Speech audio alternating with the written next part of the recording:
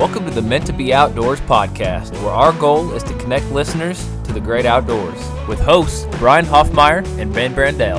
I'm host Ben Brandell, owner of Meant to Be Outdoors, instructor of outdoor skills, and passionate about personal growth. I'm host Brian Hoffmeyer, wildlife biologist and avid outdoorsman. Welcome back to another Myth Monday, folks. Ben and Brian here. We have a topic today that we love. We were blessed for several years to work with a lot of different animals, but the group of animals we're talking about today was my personal favorite. I'm not going to say it was yours, but I'll let you vouch for that if you want to. Yeah, my two favorites are snakes and owls. That's it. So we're talking about today. Owls is what we're talking about today. We've already done snakes. Today we're talking about owls. And in particular, we are talking about a myth surrounding owls that usually starts with kids when they're at a pretty young age. In kid shows, it's a cool thing to believe, but unfortunately, it is a myth. And today we are going to talk about, can owls truly turn their head 360 degrees around in a full circle? That's what's talked about. That's what's taught. But can they do it? What do you think, Ben? I know the answer to this. Oh, of course you know the answer. Got to teach it. Love teaching it. Yeah. Because an owl cannot turn its head 360 degrees. Right. So that was a question I posed to everybody and to you out there listening. If they cannot turn their heads all the way around, then how far can they turn it? Mm-hmm. And so we would teach 3/4 of a circle. So my next question is, how many degrees is that? Math. Math. That would be 270 degrees would be right. 3/4. 3/4 of a circle. So 270 degrees. If an owl could turn their heads 360 degrees, what might happen to their head, Brian? The head will pop off. Pop right off. That's right. You don't want no owl's head popping off. No, we don't. So, yeah, Brian kind of shared this. So why do they even need to turn their neck 270 degrees?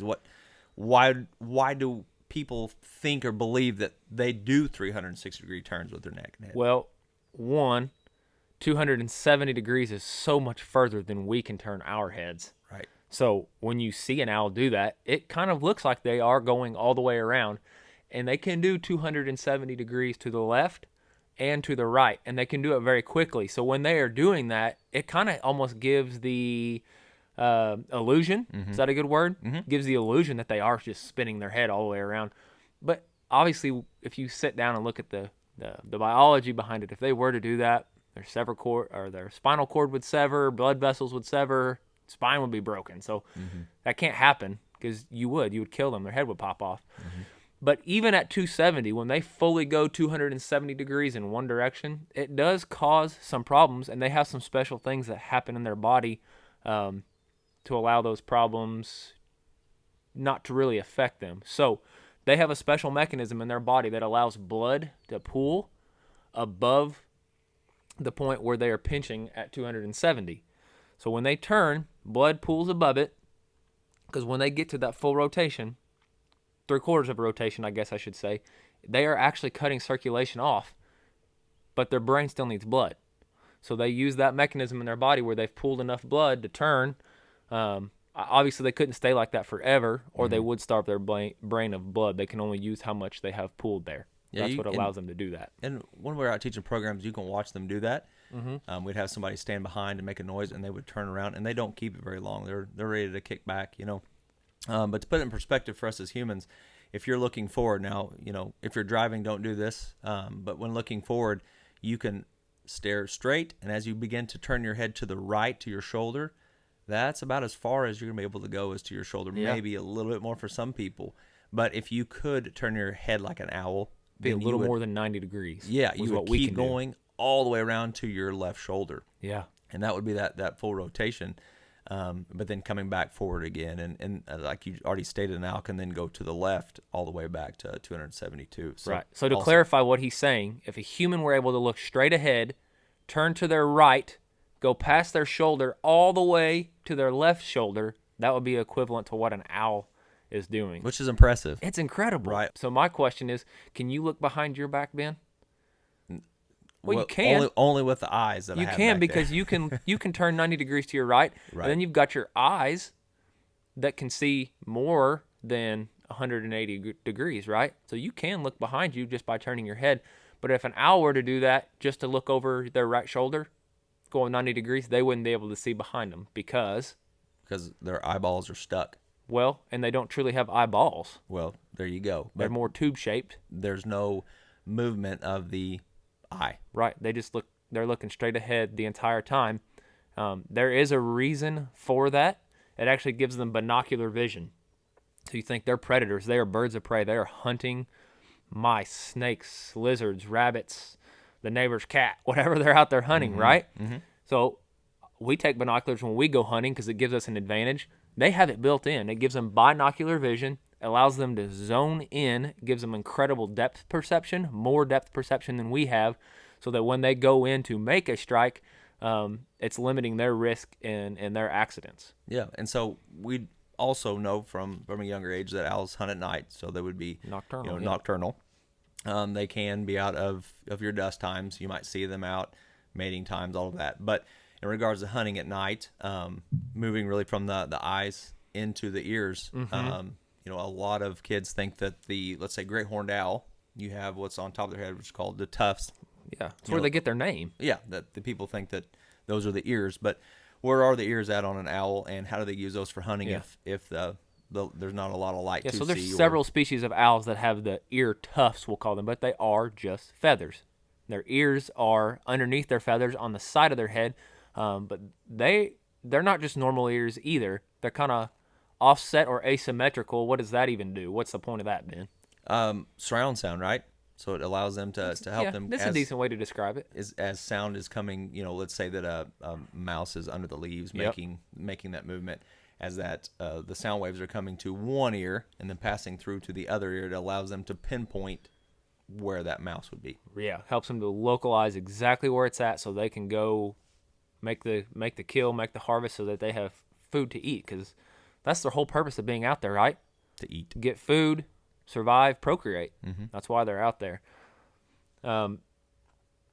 Smell is another thing that's kind of interesting about an owl, because I have never personally seen it, but they say that owls like the great horned owl or even the barred owl will harvest and consume a skunk. A skunk. I don't know about you, but the thought of that is absolutely disgusting. My dog has got sprayed before. I was choking. It was so strong. Putrid.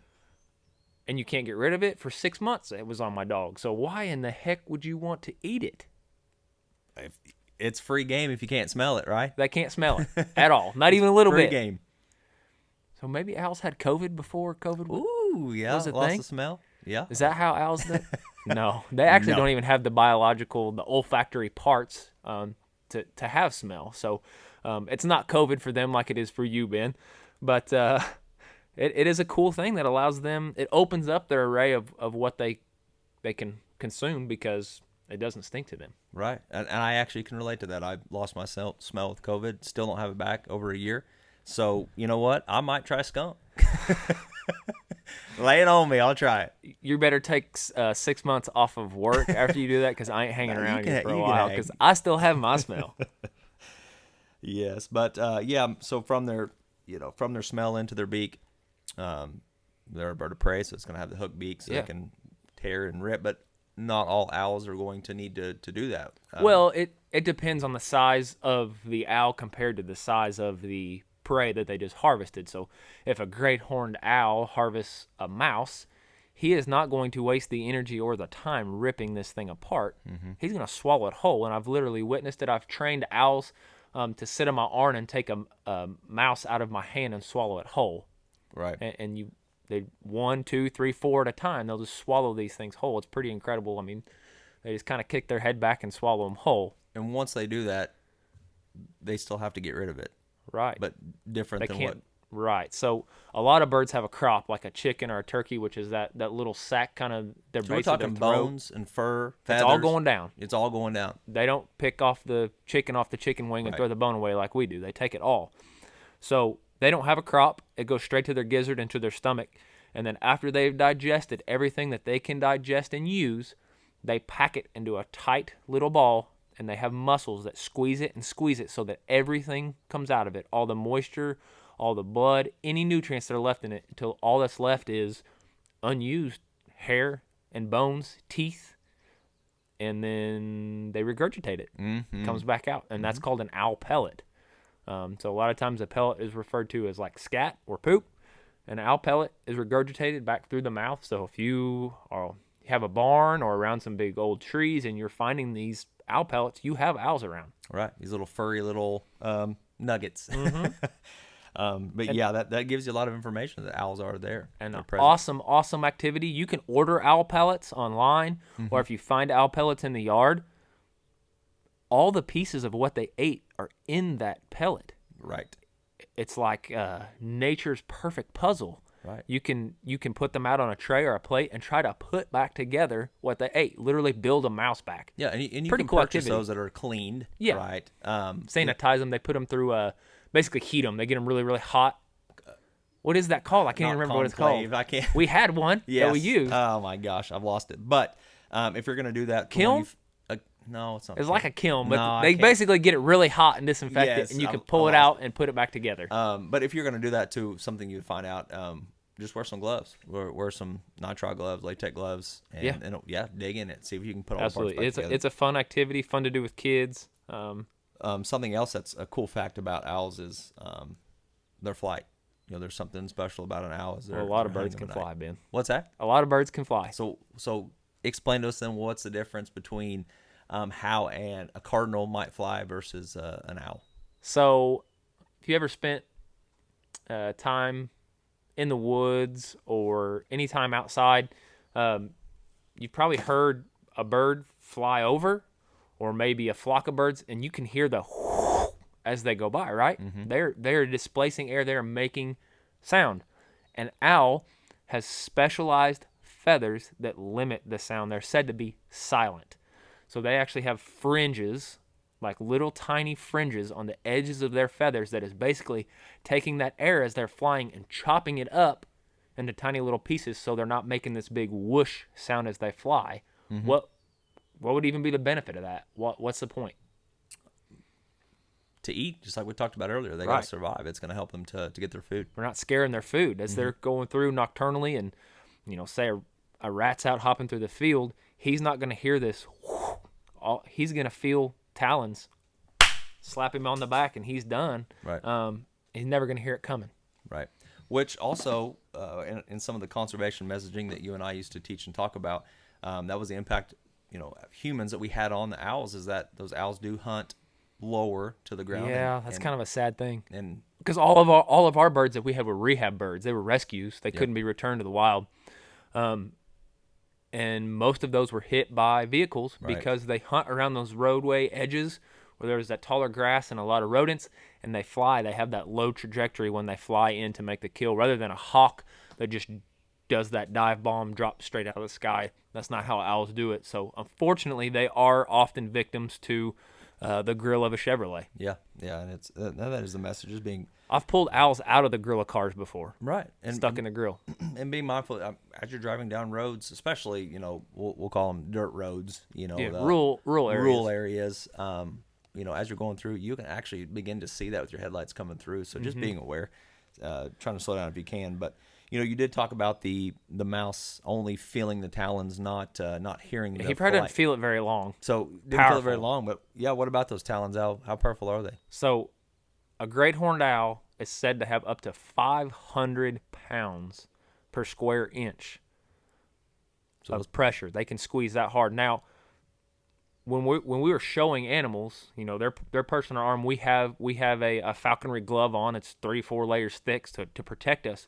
But even when you're doing that, if an owl, we had one that had balance issues, and when he felt uneasy because of the brain injury that he had, when he lost his balance, he would grip those talons onto you, and it was startling. I mean, if he got you in the wrong place, it hurt, even through 4 layers of leather. Right. You mean by the wrong places? Sometimes you'd feel it on a bone. Like Yeah. it wouldn't be on your fleshy areas or even the muscle. It was right on your bone, and I mean it would send some pain down your arm. And that wasn't even a kill squeeze. That was just I'm trying to hang on squeeze. well, and also they didn't have their super sharp talons. They're going to Right. be more rounded in captivity, and so I would hate to have any kind of owl fly at Right. me and land on my bare arm and squeeze like they would on any kind Yeah, of prey. the moral of that story is, most people haven't felt an owl squeeze their arm or squeeze their hand. And when you do, it's alarming. It's how is this animal that weighs 4 pounds hurting me, squeezing me this hard? It really is incredible. It is.